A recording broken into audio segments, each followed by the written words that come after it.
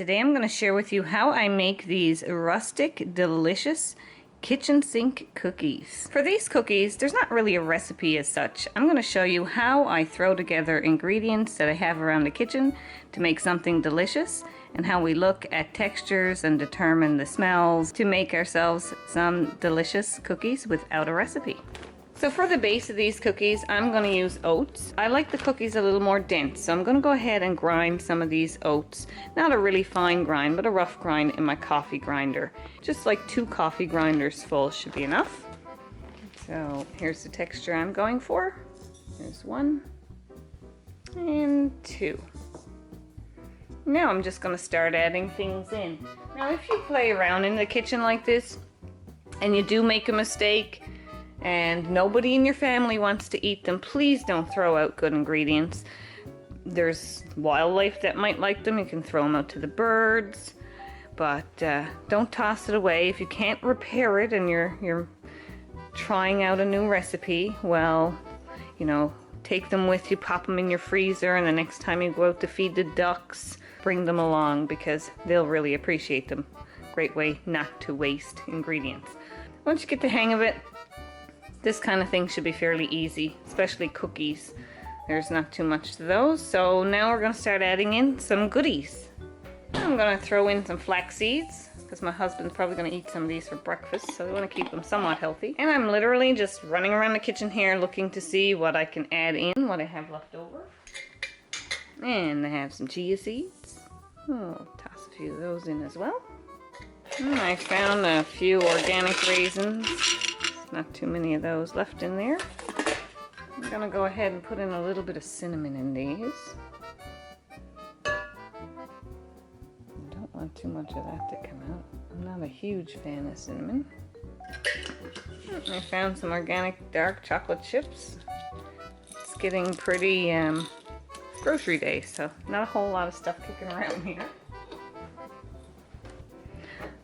I'm just going to check it here. I want about 2.5 cups of dry goods because I just want to add 1 egg. So when you're making cookies, 1 egg is good for about 2 to 2.5 cups of dry. I always like a bit of salt. Salt and sweet goes great together.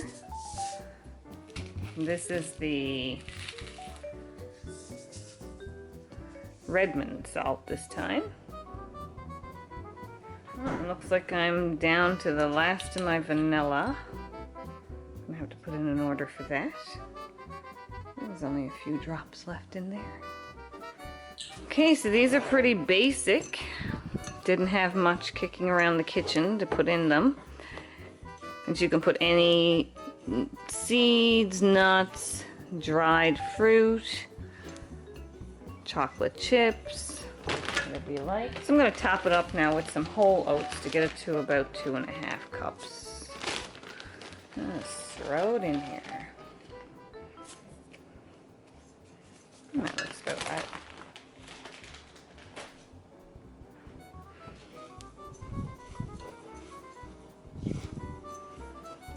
Okay, now we're going to pop in an egg.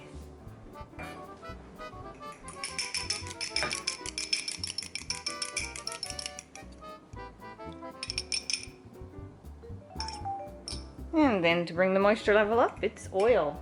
So I'm going to use olive oil, which does have a strong flavor. So you can use coconut oil or a different oil. I'm going to add some olive oil, and I'll probably add in some sunflower oil as well because that's what I have on hand. So I'm going to start mixing before I add the entire amount of oil in because I want to check the texture as I go.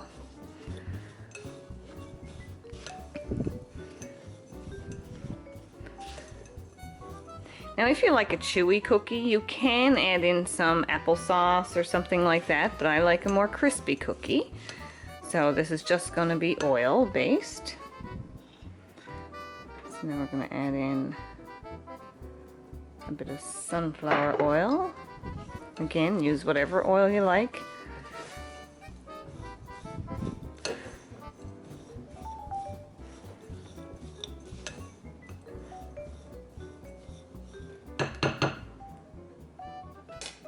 And we want it to be able to hold together. If it's not holding together, it needs more oil.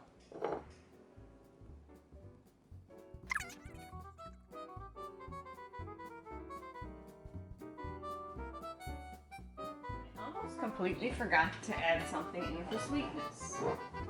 So I'm going to go with maple syrup. And let's put some maple syrup in there. That should be enough. I've done that a number of times, left out the sweetener, but then we just tend to have them with a cup of tea or something.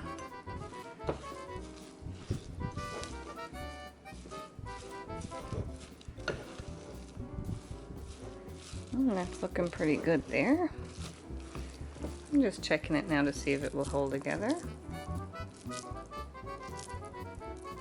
It looks good to me. So now it's time to place our cookies on a cookie sheet. I have the oven preheated to 375.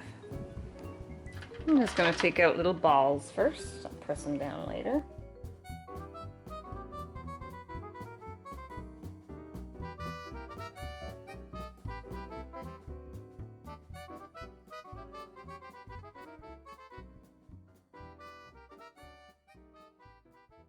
So now I'm going to go ahead and push the cookies down. And my husband always laughs when I say this, but they'll go in the oven on 375 until they're done. So I will time that for you. Okay, so my first indication to give them a check is the smell. The house is very fragrant of toasty smelling cookies. And now I'm looking to see if they're golden on the bottom, and they are. So I'm going to go ahead and turn the heat off, but I'm going to leave them in there for a few more minutes. And it's been 10 minutes exactly. So I'm going to put out my cooling racks, and then we'll take them out of the oven.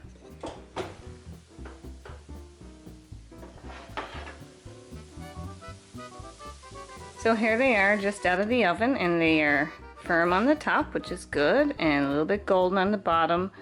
Hopefully we didn't burn them. Nope, not at all. So now we're going to take them off and put them on our cooling rack.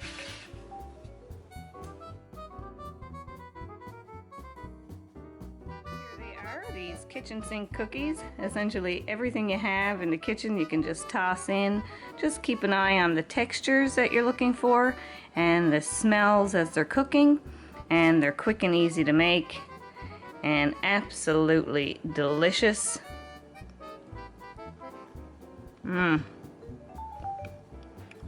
So good. Great with a glass of milk. And they'll make use of things you have kicking around your kitchen that's probably not quite enough for any other recipe. Just toss it all in here and make these delicious kitchen sink cookies.